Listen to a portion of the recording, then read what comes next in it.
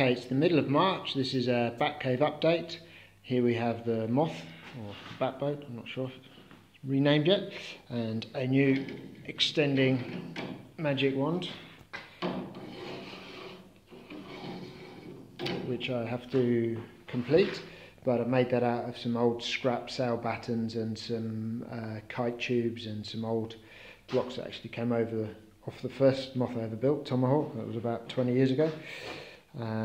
Anyway, that is the new wand. I have to drill the hole in the right place, somewhere down here, and that will link up to the new foil, so I'll be able to adjust my height and set it so that there's full up and full down in the right positions, and set and forget. So the Batmobile's coming on. I've got to do a lot of filling and sanding still, but I've done a lot of filling and sanding and created a lot of dust, but we're getting there.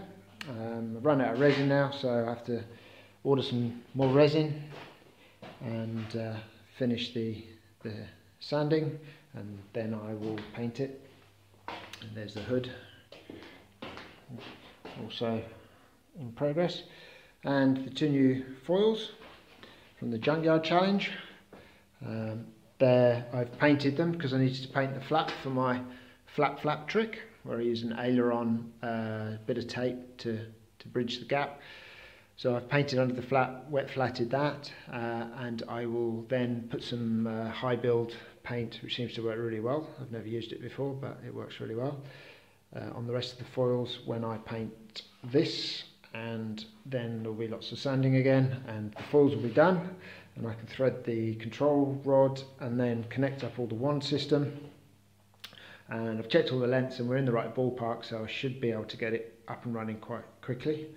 I've even repaired the foredeck here. There was a sort of a crack which has been there for about 3 years, so I thought, well, why not, I'll repair that. I've also got a nice little flap in here which the light sits in. I've got to clean up the hole a little bit, but that's the hole for the front light.